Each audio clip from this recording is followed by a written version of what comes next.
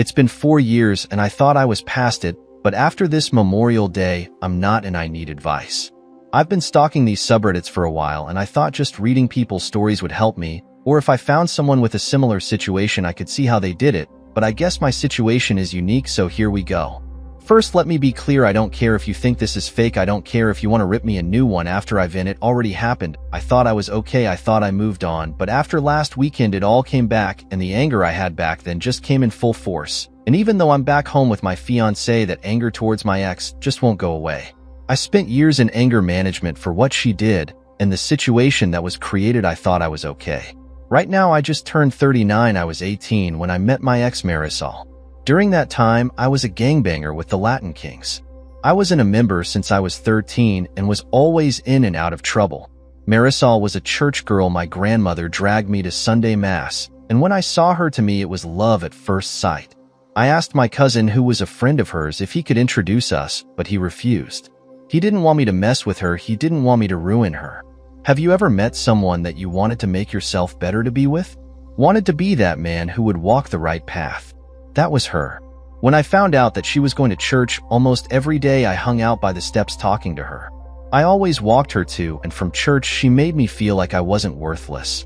One thing led to another, and we were dating and I felt great. A year and a half after I pushed myself away from the gang life, got my GED. I became a regular churchgoer who was thinking about the future when I got unintentionally pulled back in. I was at a store and ran into someone that I used to have problems with. They were running their mouths, and I tried to ignore it. I swear I did. I just then let them talk and I walked away. But then I got stabbed in the shoulder blade and I lost my mind. I beat the shit out of him. I got arrested and suddenly it was like the shit I did to make my life better vanished. Marisol was pissed at me. My grandmother kept bringing up my past mistakes, and my cousin was telling me that he knew that I wasn't going to change. My public defender saw me trying to better myself and by the grace of God got me off after a month in lockup. Despite being angry with me, Marisol did visit me almost daily. A month after I got out, I found out I was going to be a father, and I didn't want my kid to have a dad that was dead or in jail. We eloped. I went to a trade school to become a mechanic and I busted my ass for my future family. When Luna was born, it was almost the worst day of my life. Marisol wouldn't stop bleeding. She went into shock, and they had to give her a double hysterectomy. She was in the hospital for months, and Luna became my world. I wanted her life to be the best. I wanted to give her the world. When Marisol was released, I promised her that our daughter will have a life far better than ours, and for years I kept that promise. I saved enough money to move us to the suburbs, became homeowners. I was a Girl Scout leader, if you could believe that. I made sure Luna went to private school, made sure she knew how to defend herself, and always made sure I was the perfect husband. I didn't know my parents, didn't have a positive male role model in my life, so I didn't know what a healthy relationship looked like. That's a lie. I had movie dads where my male role models and I mimicked them in the marriage they had on TV. As the years went by, I owned my own garage. My cousin became a pastor. My grandmother was still a pain in my ass. My relationship with my wife was stronger than ever. I made sure I kept my prison body, but Luna hated me. Since she turned 13, she just started hating me. She didn't want me to hug her. All the rides, every time I told her I loved her. Ignored me when I asked her about her day in school. Her hurt me, and Marisol saw it. She told me that she's a teenager and that I should just let it ride. She will come back to me. For 2 years it was like that. So for her, Kinsai and Nara, I wanted to go all out. But everything she wanted, and she was still disrespectful, and briefly the old me almost came out. Just to put her in her place, but instead I went to my cousin, then to my frustration and doubts about being a good father.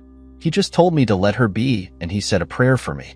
I wanted a slideshow for the father-daughter dance. I could have chunked the pictures of us together, but I realized I didn't have any recent pictures of us. She didn't want to take any.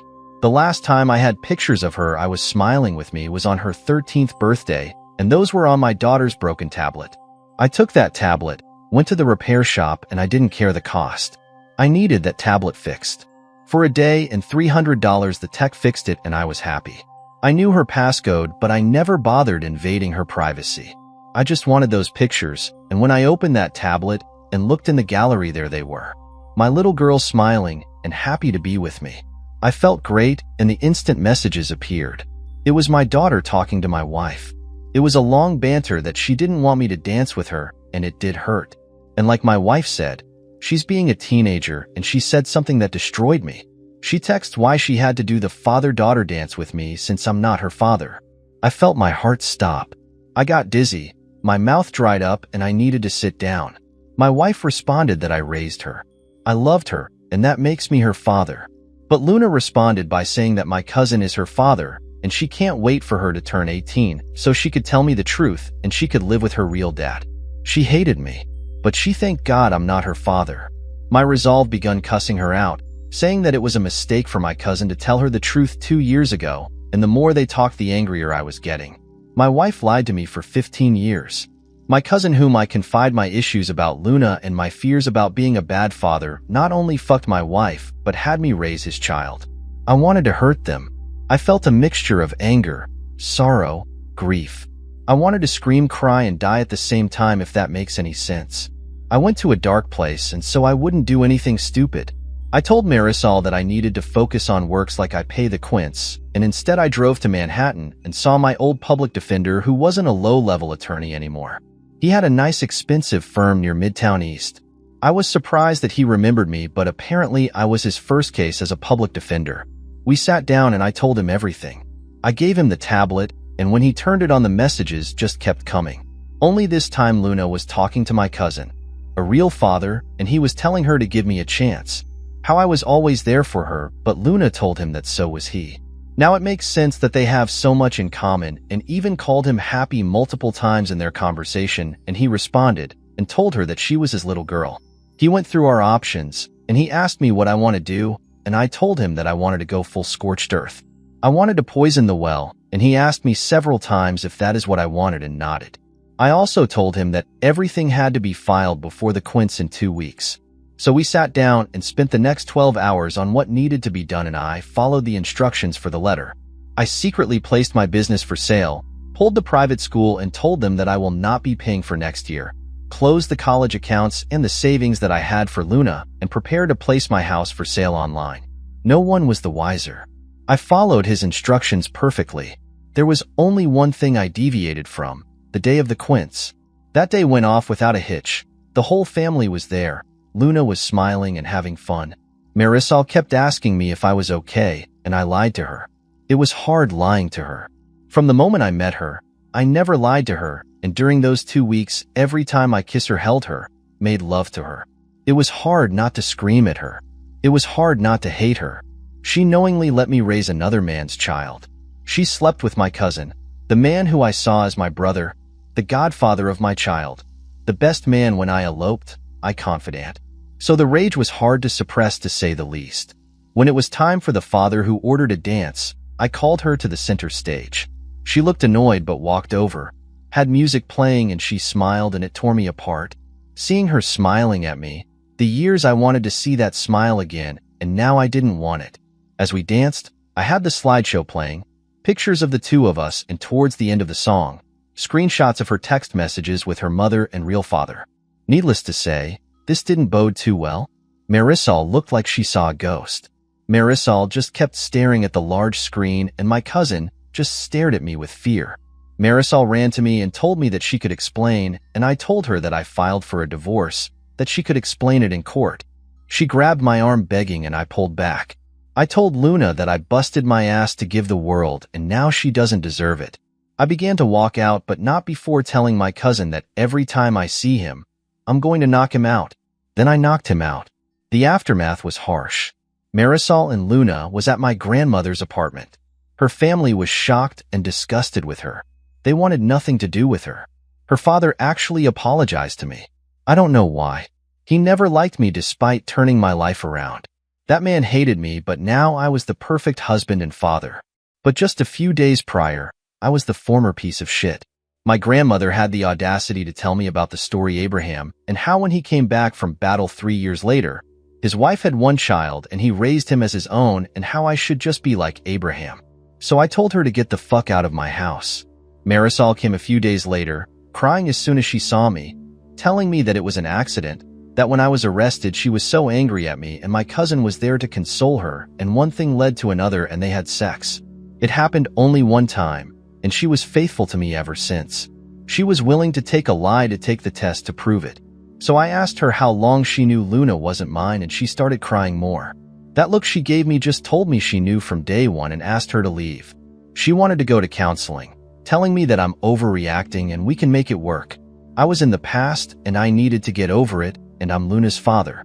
Despite what happened and I allowed my temper to get the best of me, I must have repeated get over it over a dozen times at full volume while grabbing her shit and tossing out the door. I called her a lying whore.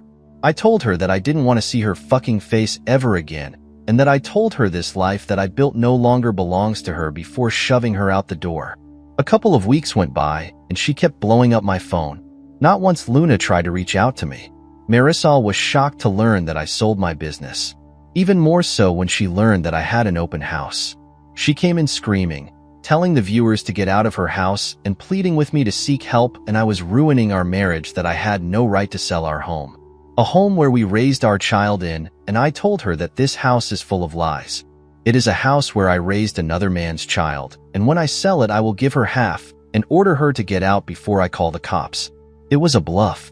All she had to do was play the victim, and I would have been arrested, but she didn't. She complied.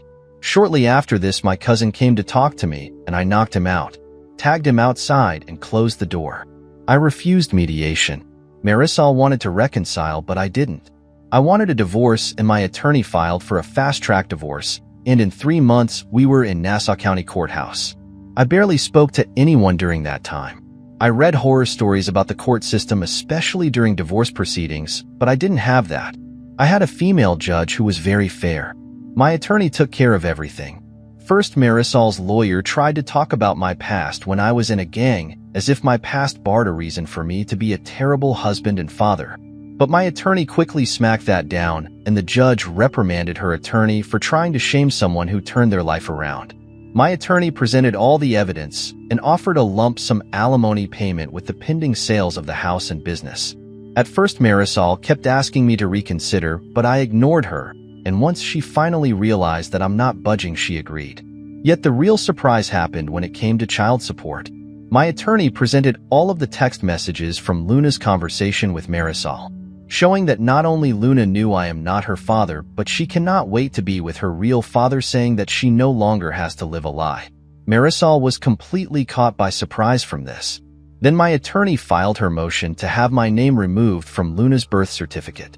Had my last name removed, as well as not being responsible for any child support, since all parties agree that my cousin was her father. Marisol was shocked by this. She yelled at me, begged me not to do this to Luna, that I am her father because I raised her, and as pathetic as I sound right now, but if Luna didn't act that way towards me, she didn't say those things, I would have agreed. There were moments that I wanted to reach out and try to make it work, but then I would look at Luna's continuing text messages to her friends, her real father and mother, that I refocus on my resolve.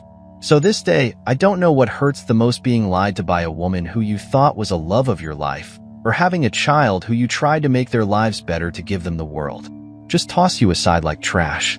The judge was quiet for a long while reading page after page after page of text messages. In the end, she agreed. I was not financially responsible for Luna, and my name could be removed. My attorney also filed her motion for the courts to go after my cousin to pay for child support, and a motion to sue my cousin in civil court for all the money I have spent raising Luna. The private schools, dance classes, girls, scouts, horseback lessons, everything I have spent on that child. And after my attorney explained to the judge that my cousin committed fraud for knowingly allowing me to raise his daughter and not offer any financial support or assistance, it was a Hail Mary, and the damn judge agreed. I didn't bother looking at Marisol when the judge made a decision. I didn't bother listening to her as I walked out the courthouse. I didn't care as I heard her cry, her telling me that she only cheated one time and was faithful ever since. I just didn't care anymore. A few weeks later, my ex called me, shocked that I stopped payments on Luna's private schools and all of her activities, and I told her to call her baby daddy before hanging up. Even Luna called me. First time since this entire ordeal, and she fucking called me crying that she has to go to public school. They were moving to the old neighborhood and how scary it was and how she wanted us to be a family again. I told her to go to her real father, the man who she truly wanted, and asked him. I yelled at her, told her that not only she knew for years, but I read all the text messages. The back and forth from her own words that she was thankful that a hoodlum like me wasn't her father. Even though I haven't been a hoodlum since the day I found out that I was going to be a father, I hung up on her after that. I thought about ending it countless times. I thought about ending my cousin, but I made him pay. He had to pay me $500,000, $500,000 that was all mine and not 1 cent belonged to my ex because she agreed on the lump sum. I didn't care that the money came from the church. I was hurting. I left New York shortly after and went to Idaho, as further away as I could from New York as possible. I just picked a random state and city and just left. I opened up a new shop, got a house, but for 2 years I had trust issues. For 2 years I saw a therapist, anger management. I went to rage rooms. It was difficult until I found myself going back to church, and ironically that was where I met my fiancée. Jocelyn is wonderful. She just turned 30 at the time, and we just hit it off. I told her everything that happened to me.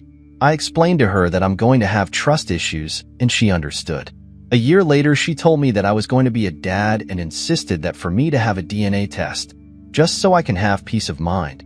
I forgot what it felt like to be happy again, and when my son was born, I was overjoyed.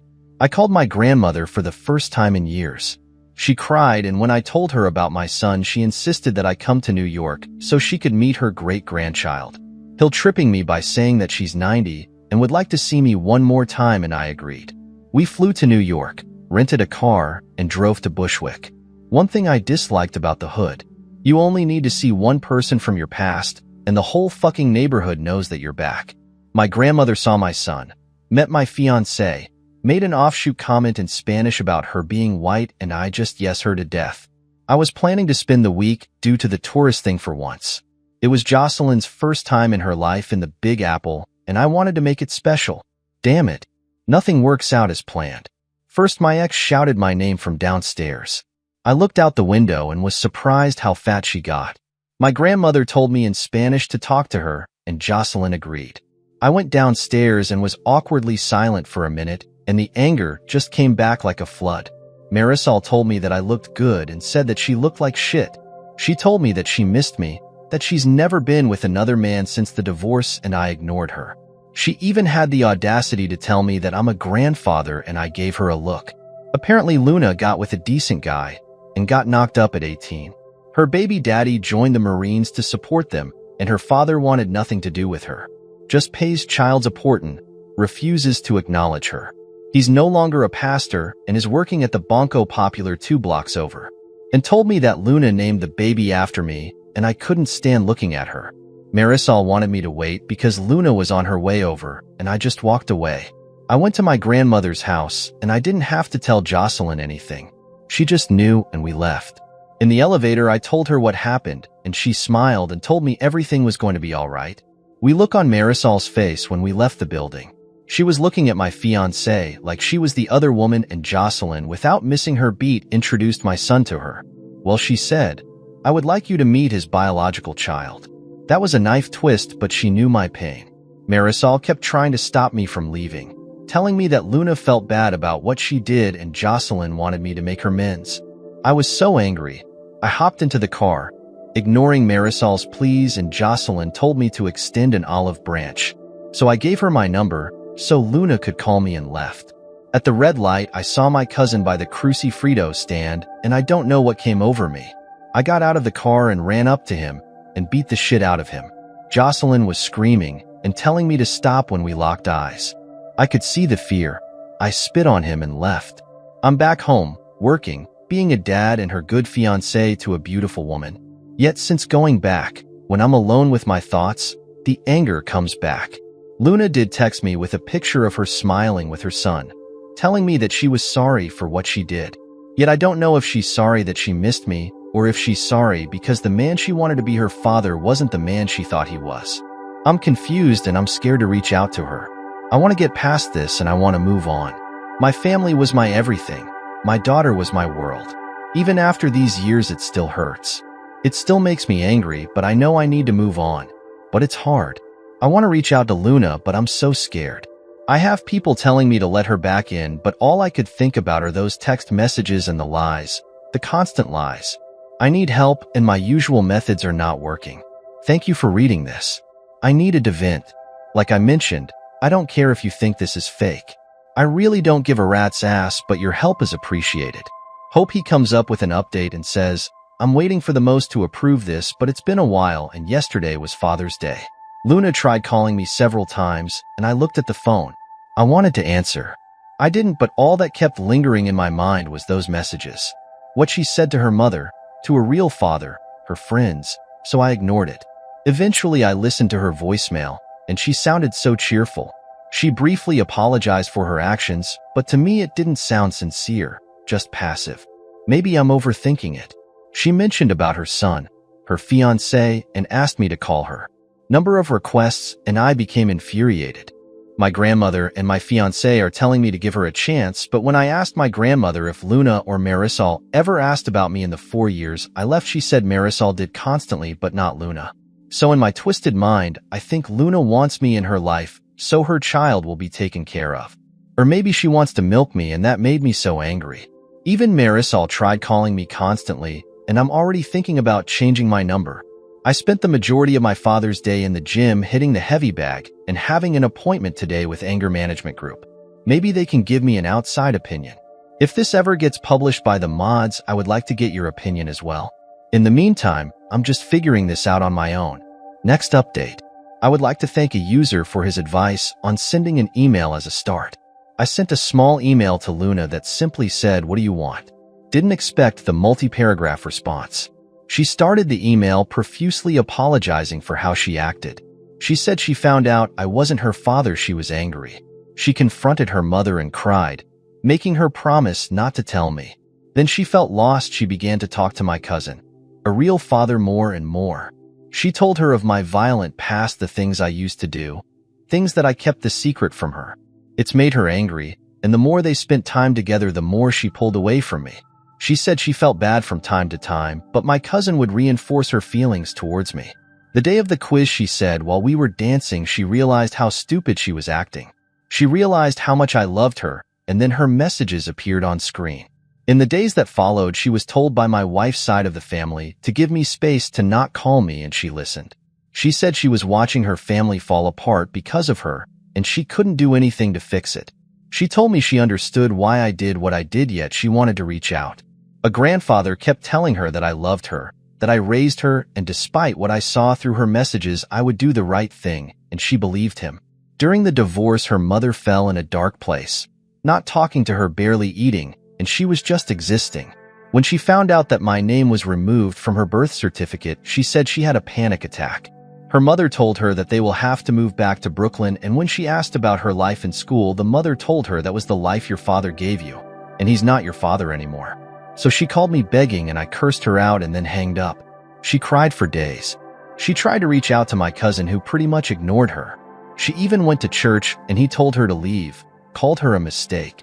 Her mother refused to talk to her, basically locked herself in her room, only leaving to use the bathroom or take a shower. She begged her grandfather to take her to see me, and when they came to Long Island, she learned that I moved. The grandfather told her that he will talk to my grandmother and find out where I went. For the next 2 years, according to her, it was hell. The entire neighborhood knew what happened to her and her mother. Her father avoided her at all costs and tried not to pay child support.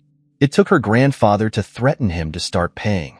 In the meantime, her mother didn't talk to her. She was just locked in her room. A few times they did speak. She called her an ungrateful girl, and she was the reason that she lost the love of her life. Her grandfather had to put her mother in place by telling her that her infidelity was the reason she lost the love of her life, and she locked herself back in her room. So Luna barely stayed home, and that was how she met the father of her child. He worked in the corner of bodega. They were the same age, and after a few months of talking, one thing led to another, and she ended up getting pregnant. Her grandfather was furious, but when her boyfriend insisted that he would marry her, that cooled things down. Luna said her pregnancy was a blessing in disguise. Her mother began talking to her again, and even began leaving the room to be by her side for every checkup. Being a senior in high school, wife pregnant was cliché, but she made it work. A month before the baby was born, she graduated, and her boyfriend joined the Marines. She wanted to a lot before leaving, but she wants a wedding. Her boyfriend had no issues naming his son after me. Apparently his father was absent, And the fact he was a junior was a reminder that he shared the name of a man who didn't want him. When she heard I was in town, she got a speeding ticket trying to get to my grandmother's apartment. She wanted to see me, wanted to apologize, wanted me to see her son. She just wanted to see me. However, she was late and she cried. When her mother gave her my number, she wanted to call me immediately, but the entire neighborhood was talking on how I beat her father up though she waited. Her mother was sad to see that I moved on and have a son. Luna was happy to know she had a little brother, but her mother became a little more depressed. I felt sorry for Marisol.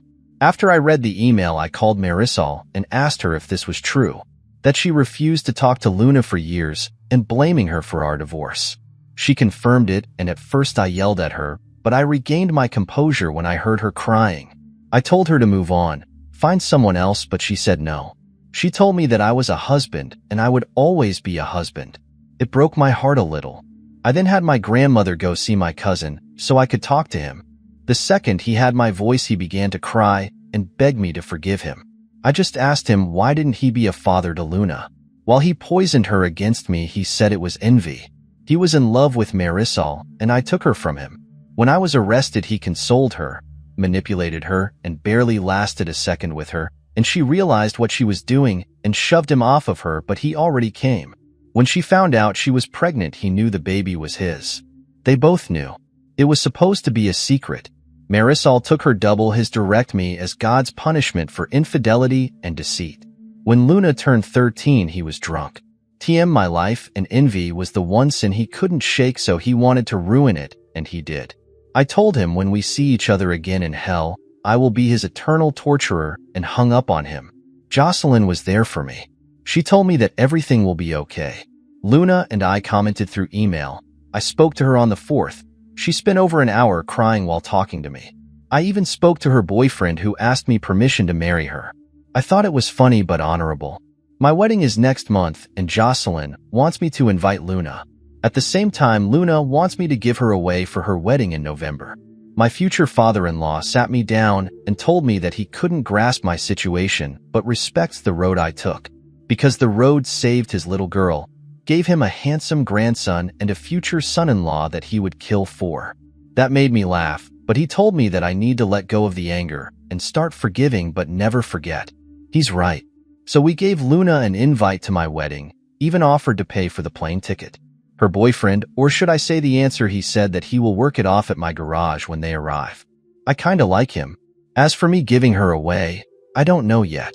Let's see how the wedding happens first. Thank you again for the advice and for the few DMs. No one was rude or disrespectful. You guys helped me so much. Well, update if something happens, but for now, I have to get things ready for my wedding next month. Hope you then said it might be my final update. A lot has happened in such a short window. Again, I would like to thank a large number of support within the DMs. Of course, they were hate messages, but all I could say to those people, what would you have done and what I did are two different mindsets, and until you go through the same situation or something similar, don't tell me how I should have felt. Leading up to the wedding, I was already on eggshells. Jocelyn was the happiest I've ever seen. But in-laws were freaking due to the number of people that were coming.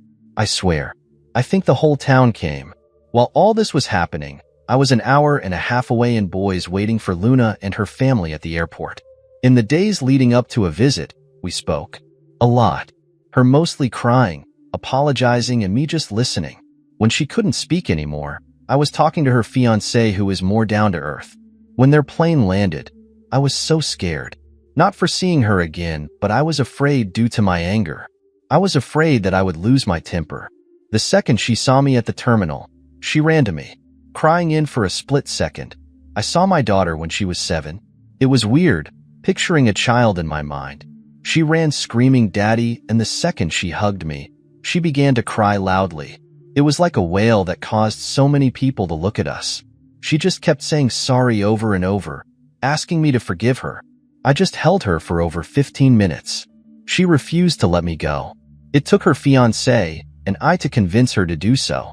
It was as if she felt the second she let go, I was going to vanish. After she composed herself, her fiancé properly introduced himself, and they introduced me to their child. I won't lie, I cried. I wasn't angry, but I cried holding this infant. Gina was also the spitting image of her mother when she was 19, which made me wonder about Marisol. During the drive home, we talked about her fiancé's boot camp, how he's going to be a career man, and how Luna was going to college online to learn accounting, mostly catching up conversation. When we arrived at my house, Jocelyn and her family as a spread ready for them. Since we've been together, Jocelyn learned how to cook Spanish food, but the week leading up to Luna's visit, she went a little overboard. Yet, I get it. She wanted to make an impression. Her and Luna just hit it off. Every few minutes Luna would walk towards me just to give me a quick hug and go back to Jocelyn. I was just holding my son and my grandson. While Jocelyn was introducing Luna to her family, I put the babies to bed and I went to the porch for some fresh air. Luna's fiancé was standing by foot of the yard, staring at all the bisons roaming around. For a moment, I wanted to give him the dad talk, but I felt that it wasn't my place. Instead, I asked him how he liked the view, and he was awestruck. I know the feeling. Living in the city the majority of your life, wide open spaces is a marvel to take in. After a minute or two, he looked at me and told me how regretful Luna was. I've been with your daughter for 3 years, and not a day goes by when she mentioned how much she misses you and regrets what she did. I have everything he told me. A single sentence constantly replays in my mind. A fiancé's name is Roberto, for a man who is only 19 years old. He acts and talks like a man in his 30s. That tells me he had a rough life, too mature so quickly. I know the feeling. The following day, I had to go to the shop, and Luna practically jumped into the car with a baby. Even Roberto told her it was okay and to enjoy herself. Luna looked like she was going to hyperventilate, and I told her that we'll work a half day and I spend the rest of the day with her.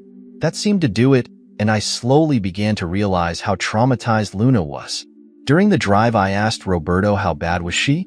She has severe abandonment issues, constantly afraid that he's going to leave her. Despite intel on her, he will never. She calls him a lot, a bit clingy at times, and in the beginning afraid to be herself in the fear that they will break up. He had to reaffirm his love for her, just so that she could let her guard down little. This was my doing. I know that, but he doesn't blame me. He told me he completely understood why I did what I did. Allow me to say that Roberto is a terrible mechanic. He knows nothing about cars, so I hadn't cleaned up the shop so he could work off the plane tickets. We closed early, and when we arrived, Luna practically ran towards me.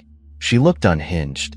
I told her that I'll be back, and she went to her fiancé when I walked into my house. Jocelyn told me that Luna needs to be reminded that everything is going to be fine, but I won't leave her again.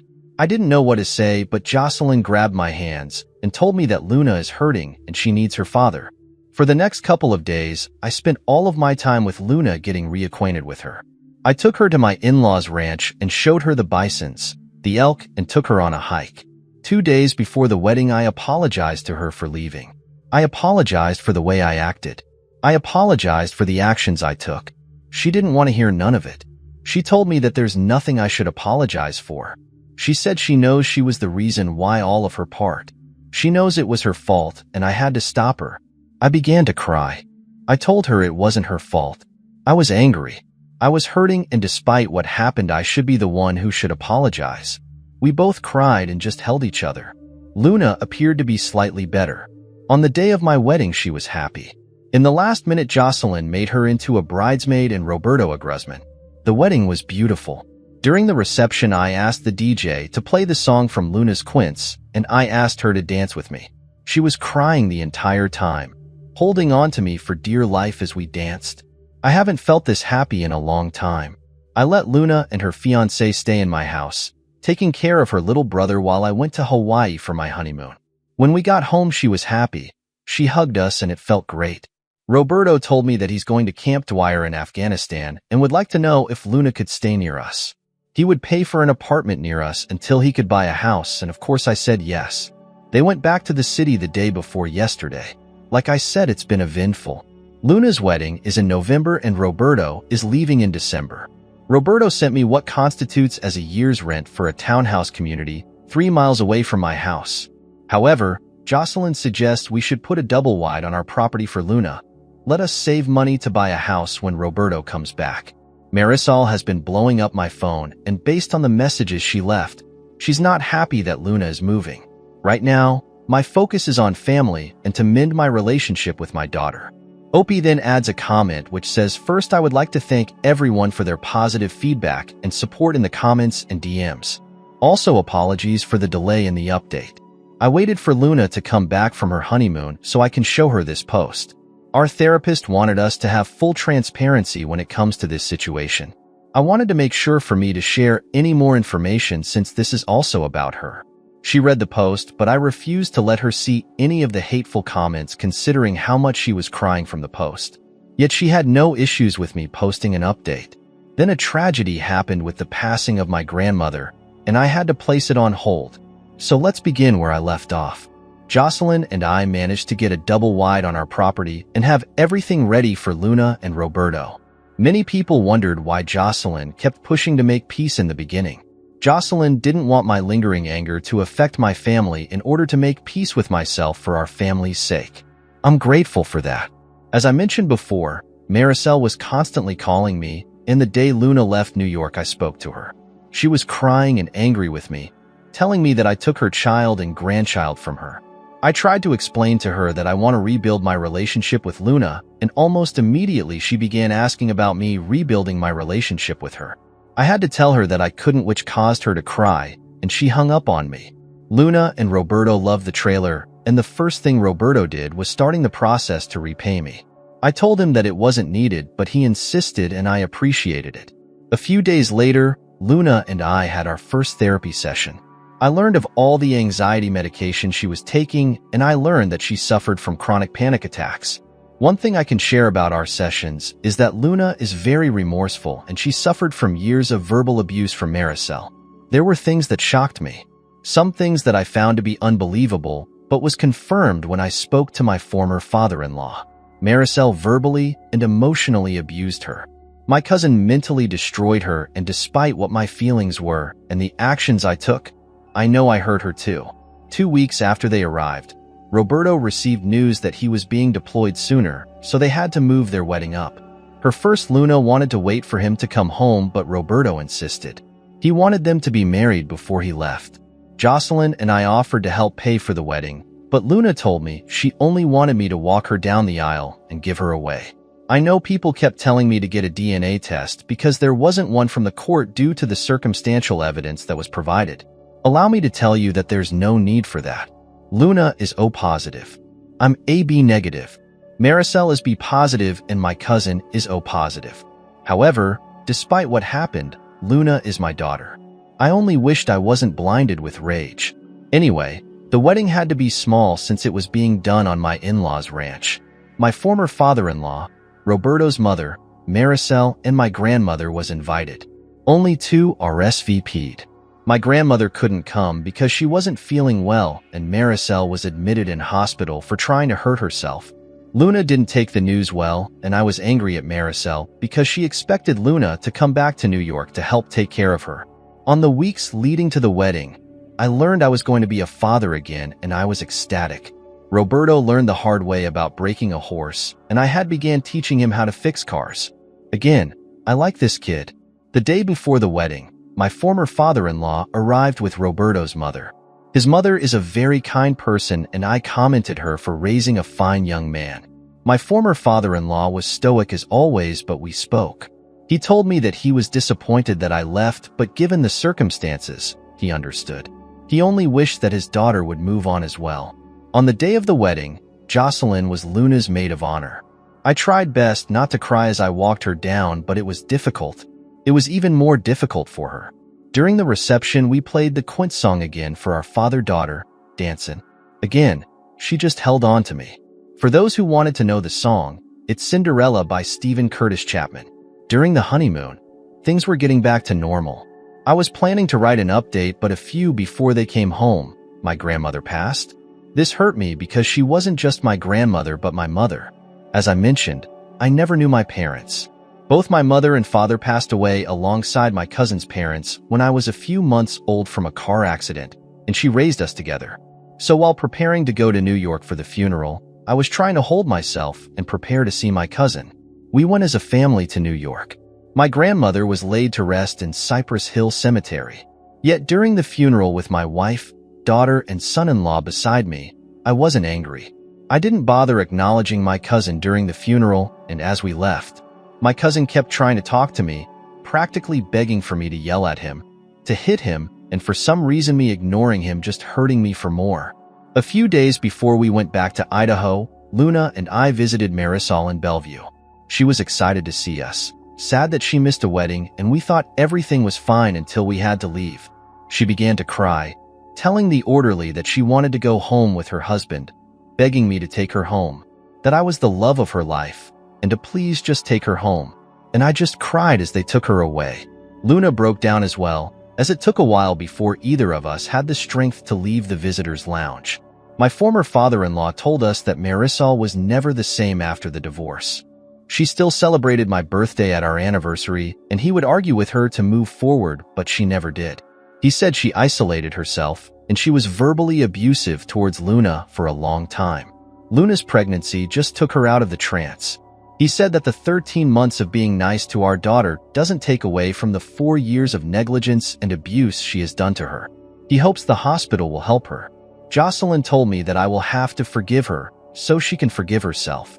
Right now as I'm typing, things are okay. Jocelyn and I are as thick as thieves. Roberto left to Saudi Arabia last week, and Luna is trying to appear strong with him gone, but she's doing it poorly. She has been clinging on to me and Jocelyn. I thought Jocelyn might be bothered, but she has been loving spending time with her. She is indeed a wonderful woman. She has been taking Luna all across the town, introducing her as her daughter. I thought it might bother Luna, but she was very happy about it. I forgave Marisol, and I hope she could find the strength to move on. Then Opie comes in a year later and says, "Before I begin, I want to thank all of you, even the haters and the doubters. When I posted a year ago, I was in a dark place. I was always angry, lost, depressed. People here really helped me, and the gratitude that I have for all of you will always be with me until the day I die. This community helped me get my daughter back. All of you helped me get my life back. Past year has been great, but not without his ups and downs. Have another son, and Jocelyn wants to try for another one. I'm going to have another grandchild. Luna is 2 months pregnant, and my son-in-law has applied for officer training school. I'm hoping he gets in. My daughter has been getting a little better since the therapist started in her prolonged exposure. For a while, her panic attacks went from mild to severe, and thanks to a user for suggesting exposure therapy, because it has been a blessing. Our therapy sessions together were hard in the beginning, listening to everything she went through. She owned up to her mistakes, and I owned up to mine. My in-laws have her working on the ranch. Nothing fancy, feeding horses, putting out hay, and my mother-in-law has been teaching her on herding bison. It makes me smile when I see her on a horse. Her face lights up. She and Jocelyn act like mother and daughter. Seeing how Jocelyn is overprotective of her is adorable, and blessed to marry such a wonderful woman. When I met her, she had just come out of a very abusive relationship. She had a swollen eye and bruises around her throat, and I volunteered to fix her father's 3 tractors for free since they were damaged due to the export and salt and sugar in the tanks. At first I mind my business, but as she brought me food, we talked and got to know one and the other, and a month later we had our first kiss. It was great. Took her out to dinner, and a few days later her ex came to see me and tried to scare me off. I put the fear of God into him. Sorry, I went off topic there. In the first week of May, my ex-father and Lord passed away, and I was afraid that Luna would relapse, but she was strong thanks to Roberto being there with her. That man had a strong impact on her life, and the level of gratitude that I owe him will never be repaid. We all flew to New York, and he had his viewing like a true Boricua. He had a live salsa band and an open bar and a buffet with pastlas, pernell, tencocho. All of his favorite foods were there, but all to chow down. Do not mourn me, celebrate me. That was the banner of Riz Kasky that was draped with a Puerto Rican flag. He was wearing his vanilla ice cream suit. I couldn't help but smile the entire time. Marisol was there, but she was just staring into nothing. It was like her brain shot off, only to turn back on when Luna, or I, sat next to her, and she began talking about preparing for the quince. After a while, she realized where she is, and her brain shuts off again. Her therapist told us during the second day of the viewing that her mind is stuck in a moment where she is at her happiest. When Luna walked away, the therapist told me that in her professional opinion, she believed my cousin may have raped Marisol, and her mind protected her from that trauma, rationalized it, and made her believe it was a moment of weakness. That messed me up, and I told Jocelyn what the therapist said, and she was shocked. She insisted that I should tell Luna, and I was afraid to. She made so many steps to get better. I didn't want her to revert back. Instead, we told Roberto first, who wanted to go and find my cousin. But I talked him down, and we sat as a family and spoke to Luna. It was a bad night, a really bad night. We had an incident at the burial 2 days later. My cousin showed up and invited and caused a scene. He was drunk, and I wanted to end him. I believe it's the proper term. Instead, I told him to leave. Roberto was holding me back, and my cousin began shouting that he was always better than me and always will be. It was because of him and his daughter that I made my life better, so in a way he is responsible for me bettering myself. I got angry, and I practically lifted Roberto off the ground to get him. Luna punched him in the mouth and began pummeling him. She was screaming and crying. She was so angry while attacking him. I briefly hesitated, and Roberto pulled her off of him. As he was getting up, Jocelyn punched him and knocked him out, breaking her index finger in the process. Before we went back home, we had a family meeting, and we all agreed that we will transfer Marisol into a mental facility near us since she has no one else. We are going to go to therapy. And with this new realization, my daughter is trying to cope with the fact that she might be a product of rape. Before this happened, I was planning to adopt her since legally she is no longer my daughter. I want to make it official again, but I feel like the timing might not be right. I will answer any questions. I own this community a lot. God bless you all.